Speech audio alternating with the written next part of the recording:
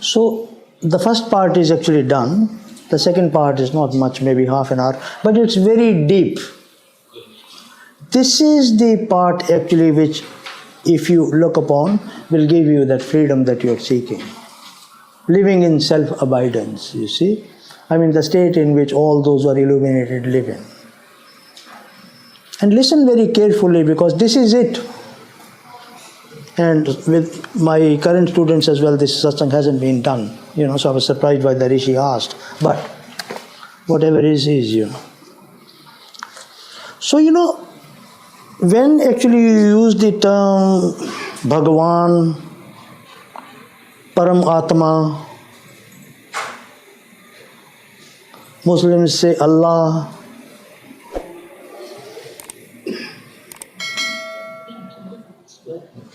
there are different names that are actually used, even awareness. So you feel actually that God is something, I will find my way and realize God, isn't it? कितने तो जन्म इसी के अंदर निकल गए. So many lives have actually passed simply searching for this so-called God. Param Parmeshwar, another word. There's so many names. So the student continues his search. The self-studied gurus continue with their lectures. And that journey actually never ends. If you actually know where God is, at least the search has come to an end. It's okay, you'll find your way, but at least that search comes to an end, isn't it? Right? That's a very important question in one's spiritual journey. If you have actually found God, then you can work your way towards God. There are endless lectures, but no one actually tells you where God is, how actually to be attained. They give you endless exercises, do meditation, do this, do that.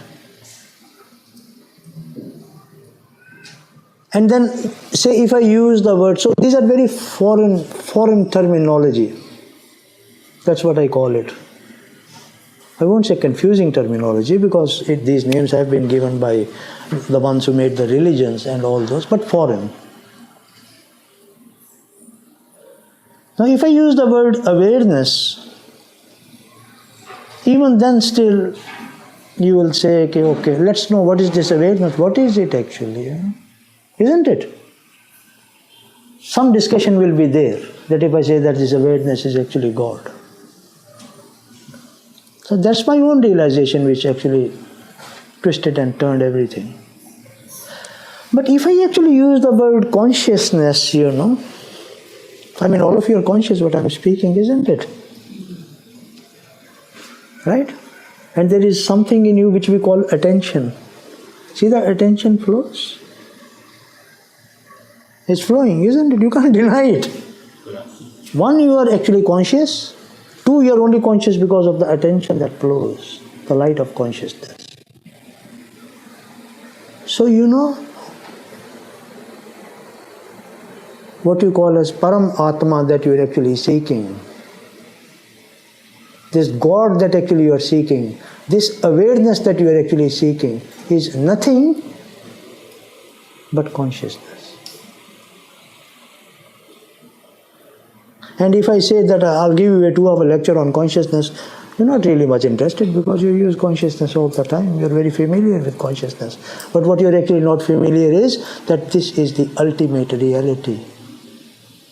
That consciousness which is beyond space and time, and that consciousness which is present here, due to which you hear, experiment with it. As I said that I'm an engineer. It's the same. It is the same. So once actually you know that this is the reality that I'm actually seeking, I don't need to go to any guru, because it flows from within you. The light of consciousness flows in the form of attention.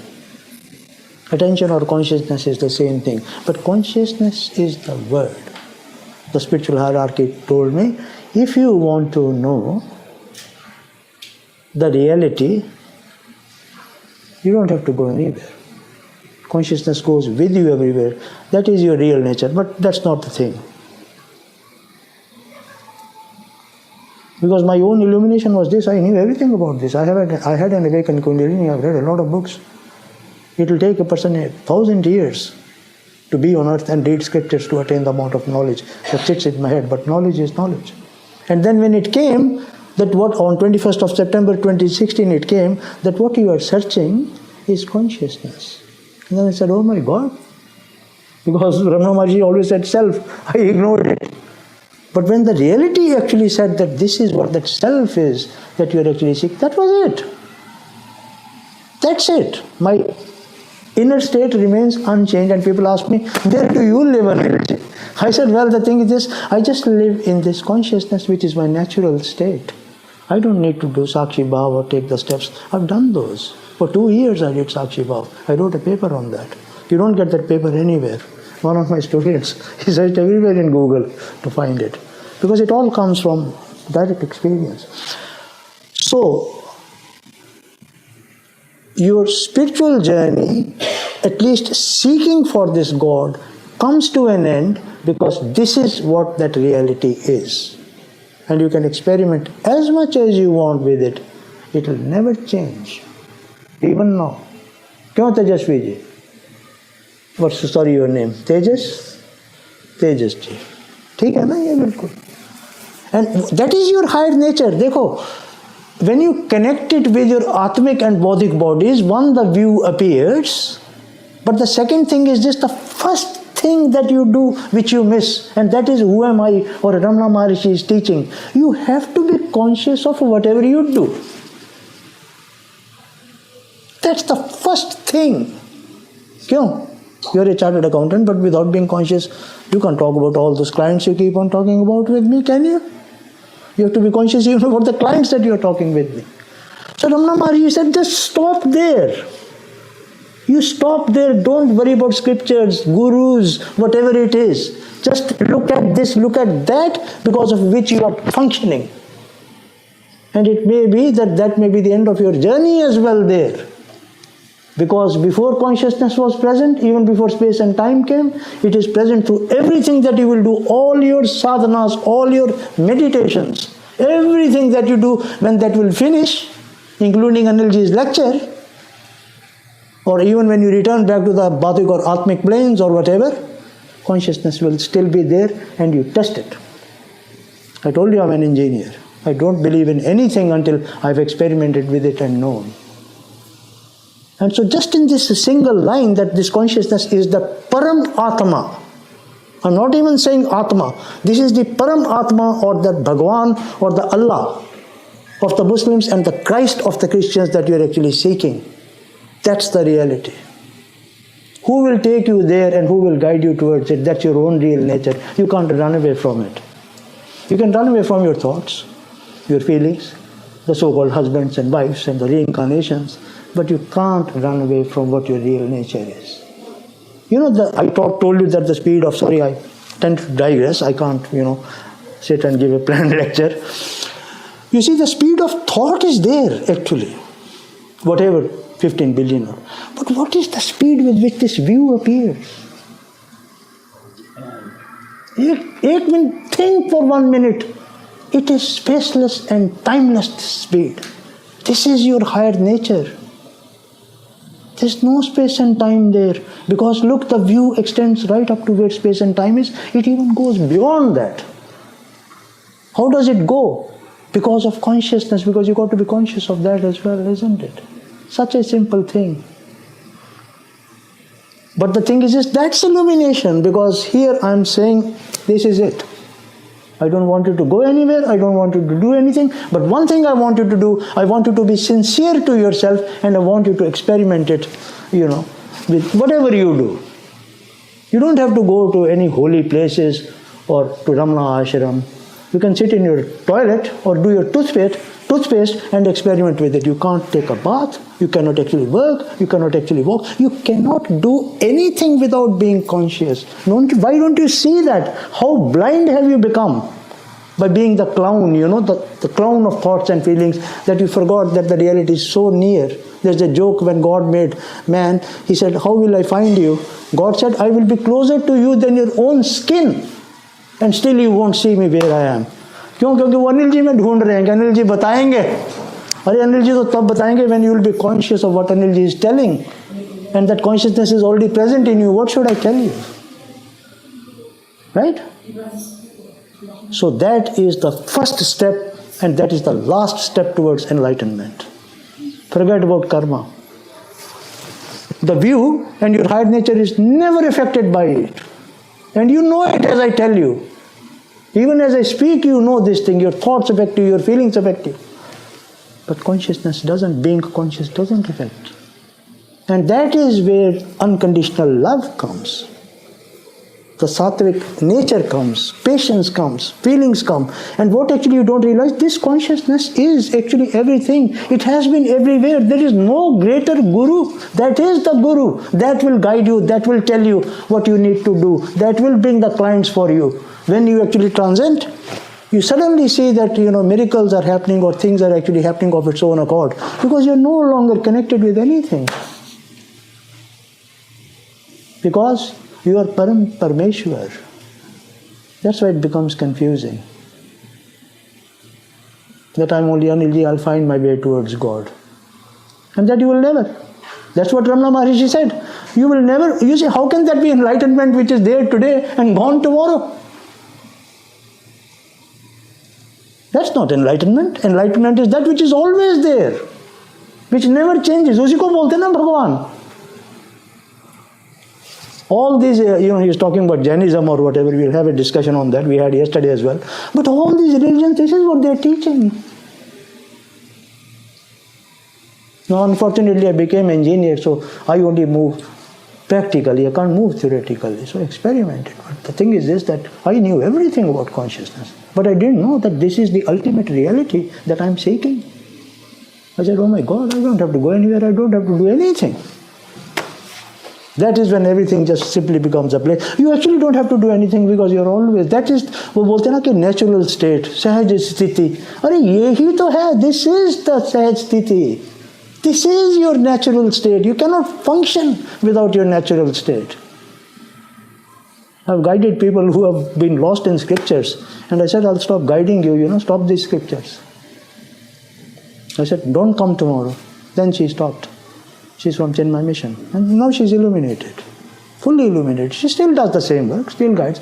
I don't interfere with your personal life. You do whatever you are doing. You follow your guru. It's got nothing to do with that thing. But all that I say is you realize your nature and then you do. Have the fun. Anyway, you are here for fun. Right? So is that clear or not? Because this is the real part. This is the real state of abidance. This is what you've got to realize.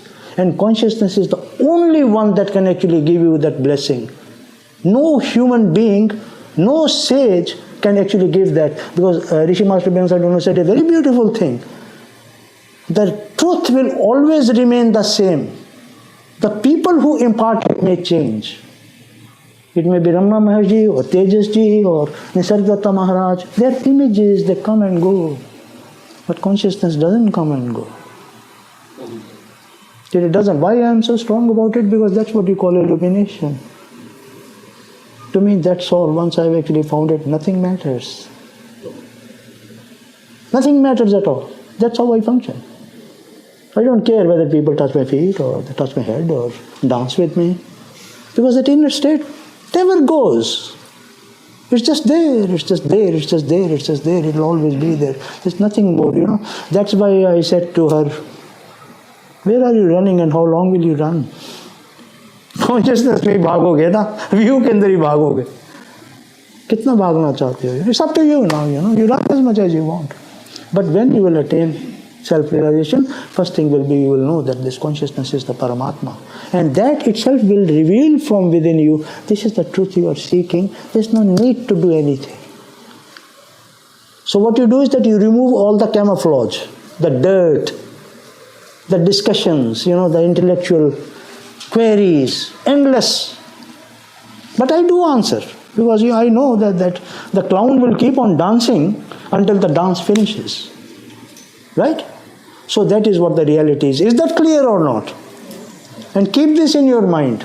If you don't take away anything, even if you take this bit, that what you're seeking is consciousness, and experiment with it as much as you want. Don't listen to scriptures, don't go to any lectures. Your journey to finding God has come to an end. And it's a very big thing. It's a very big thing in your spiritual quest. Right? Yes or no? Kuch bolo na? You got to speak up. I'm not telling you anything new. This is what you already are. But that is what the Guru does. He points you inward to the truth, to your Atmic and Bodhic bodies. He tells you, go there, look at this, you are conscious. Don't keep on just going on with your, unnecessary desires. That only can be. Look, Sadhu Om said that Ramana Maharshi was a true Guru because he could finish misery. If you look at it from, if you are a witness, if you are actually looking at everything from the perspective of consciousness, what does it matter? That's where I'm coming to. Now look at this. Everything else, everything, okay? Apply this principle. It's so simple. This is what came to me in my, states of illumination. Everything else other than consciousness is an image. Tell me if I'm wrong. It's thought, feeling, this view, even the view, these glasses, these discussions, your astral body, mental body, bodhic planes, atmic planes, your gods, Brahmas, the Vishnus, the Mahesha, that is the highest trinity. But it is an image. Isn't it? It can be subtle or it can be gross. It doesn't matter. Other than consciousness, everything else, the entire Maya is an image. Everything in it is an image. Can I? Bhai bolo. Yes. This is the truth. This is not the Bhagavad Gita that I'm giving you a lecture on. I'm telling you what there is there, out there. You yourself are an image which comes and goes. The awake state, the dream state, the Upanishads, the self-styled gurus, the gurus, Anil ji, whatever, all the image, it will be destroyed, Now the thing is this, that all these images, there is one thing very beautiful. They say that it's creation, then preservation, and then dissolution. That's a circus. And we are caught up in it. I want this and I want that. I want a good married life. What good married life? It will come to an end. Why you are running after? Where are you running actually? You can't run anywhere. Can't run away from consciousness. You became an image and you are running after images. That's the problem. Because the image, it can only work with images. It can't actually look at its own reality because consciousness is not an image. That's the source of everything. That is what became these images. And every image, actually my thing on that is not creation, preservation, dissolution. Apply one simple thing. Every image carries the blueprint of its own death, the knot of its own death within it. Applied to every image other than consciousness, this thing is applicable. The thing which is carrying its own knot or tail or blueprint of death within it, it cannot give you happiness. So where are you running then? I mean, this body which you love, the child that you love, this family that you love, the house that you love, each one of them carries the blueprint of its own death, right from this piece of paper to this house, to the great gods. Every image carries the blueprint of its own death within it, and it will die. And if it is actually going to die, that's Maya. It doesn't mean that don't use your thoughts, it doesn't mean that don't use your feelings, but it says is, work in your natural state because that is going to go. And if you don't do this, then you can't be illuminated. Because what happens in illumination is, I'm an image, I work with images, but that attachment, that desire within is broken. That's all. That's what is enlightenment. So two simple things are given you, right? समझ आया कि नहीं आया? You just have to apply this in your day-to-day life. And it's being recorded. Listen, sadhana is, if you know the truth, stick to it. Stick to it until it sinks in. Until consciousness comes out from within you and tells you, yes, I am the Paramatma. This is the truth. That day you will not need Anilji or anybody else. You have become an illuminated guru in your own right. That's why this second part is very deep.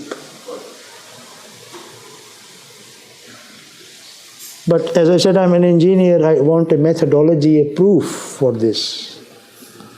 How do I stick to it? So now the view appears, isn't it? It's pretty clear, isn't it? And everything is in the view. At a particular time, this view must have come out, isn't it? With the billions of galaxies and all these images. Isn't it? When nothing comes out of nothing is not possible, there has to be something from which mother is there, that's why the baby is born, isn't it? No mother, no baby. Just apply it in your day-to-day life. You have to apply in your day-to-day life and see whatever is above is reflected here. You've got to learn the language of Mother Nature. So the simple question which actually arises here is that who became this view? View to aa gaya, it's there, it's fine. But somebody has become the view, isn't it? It can't just be there. Let's take a pot. When the clay is there, then only the pot will be there. If there is no clay, there can't be a pot. Right? If the other higher beings were not there, if the liver cells and the brain cells and all those were not there, how can there be a Subhaji or an Anilji or a Tejasji to function, to think, to feel? If there is no astral body, there can be no feelings. The story is ended. But there is a astral body. If there is no mental body, there are no thoughts. If there are no thoughts, then you can't go to RBA and work. You need that. So you don't have to go too far to know the truth. So, and this is what who am I is. Look at it very carefully. The answer is there. You know that consciousness is the ultimate reality. Experiment with it. Consciousness goes beyond space and beyond time. Because you're actually consciousness, your view captures that whole thing. You can't deny. You can't deny the view. But who became the view? Just that simple question. And the simple answer is that there can be no one else, there is nobody else there. Consciousness itself became the view. That's the crossover. Right? You're with me there or not? This is very beautiful. I love this part of the satsang. So questions, though, they never end. The mind is stubborn. If you have conquered the mind, and that's what happens in this. The mind is beyond the capability of the mind other than to make mental pictures of this. So if consciousness became the view, so they say that when you look at a sea, the waves are rising and falling. Isn't that what they say? And they say that the wave, there's no difference between the ocean and the wave because it's the same water.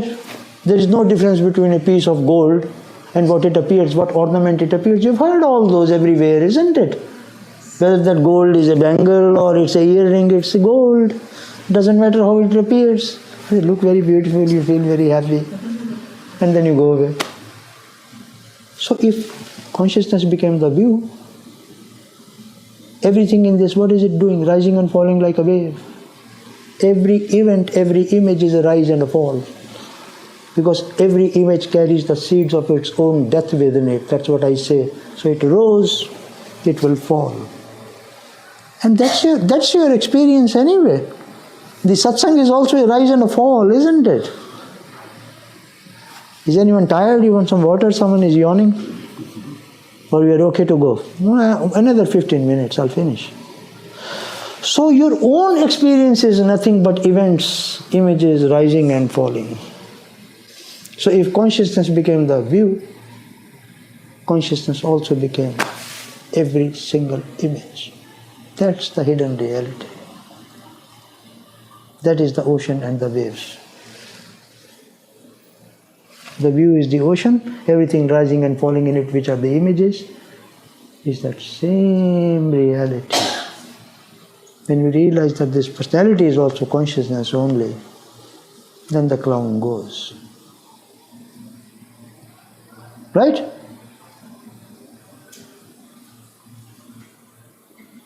Okay? Yeah. That's what they talk about. That this phenomenal rising and falling of events, I say of images, in this ocean of this view is nothing but the ultimate reality only. Though it appears in this way. Because that is its nature. So then it comes to now, okay, we know the theoretical part, how are we going to apply it practically? It's very simple actually, the exercise is so simple. So we say that what is consciousness up to now? Consciousness is busy delivering a lecture and people listening. This is the exercise. Isn't that what consciousness is doing? No? Yes. But what actually you do is that you actually, to go away from this clown, your real nature, what you say is, what is consciousness experiencing now? So consciousness being whatever it wants to be, that is what it is actually experiencing. And there is no freedom from that. When my wife actually died, this is the only life. She was suddenly diagnosed with ovarian cancer. No one in her life had died at a young age. The mother passed away close to 100, 3 months short of 100 in 2019. She passed away on 5th of August 2022. And so forth. I spent 2 years with her, and I can only talk about reality. I'll keep on talking about this only. There's nothing else to talk about really. So for 2 years, I spent the time with her, and I used to send my audios and satsangs to the students who ever wanted. I used to still have satsangs. Then she passed away. Only 4 weeks she was in pain. But then the thing is that I actually realized that now she has gone, and then I'll meet her again, and then I've been meeting her for the last 1400 lives anyway. How long is the circus going to keep on going? Isn't it? So there is actually no freedom there. They say, oh, this is the destiny, this is this and this is that. But I'll actually tell you that when what consciousness wants to be and what it wants to experience cannot be changed. It is not you that suffers. It's not you that has that happiness. It's consciousness that appears. The consciousness appeared as the wife. The consciousness appeared as the cancer cells. The consciousness appeared as the hospital. They are all images, rising and falling. The consciousness appeared as the doctors. The consciousness appeared as the pain. And the consciousness appeared as the death. And what did consciousness do? It has already set up everything. You say, oh, from the last karma, I came in here. The consciousness has already set up everything to experience that through your causal, astral, mental bodies. Because you look at one thing, most of you are married, right?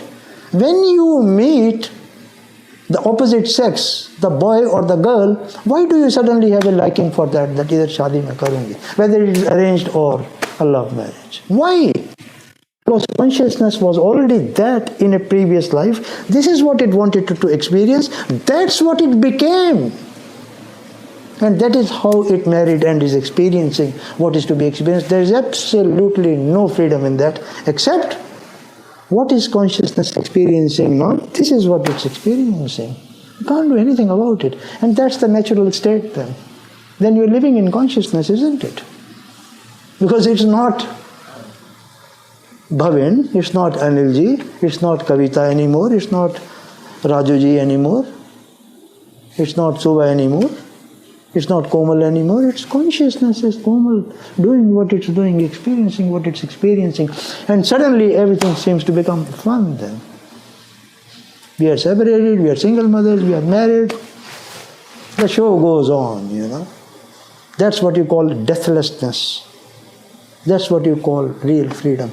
That is this Mukti and living in self-abidance. This is self-abidance. This is the practical way of actually reaching there. So 2 more things I'll cover very quickly. You know, when Ramana Maharshi was there, then basically we were fighting for our freedom. Muslims killing Hindus. When Rishi Master Byansaduna was there at the same time, I mean, they all passed away 1949 and 1950. I was born in 1958. But no one dies because your causal body is there. People say, how do you talk to them? I say, well, when I go to their causal body, that's how they were communicating. And I say, this was their form. This is Ramana Maharishi speaking. They are present here. Even my wife is present today. We are filled with beings of light. You don't see, but I see that. Because this, I raised you to the Atmic level. That's when I closed my eyes. That's where I'm delivering this talk, so that it will not go from you. At least I can plant the seeds. They will fructify whenever they are to fructify. At least that much I can do. That's what I did. So what happens is that there is Ramana Maharishi and there is Hitler at the same time. So how can something so pure and how can something so poisonous appear at the same time? Even now, little children are being killed in Lebanon, mercilessly.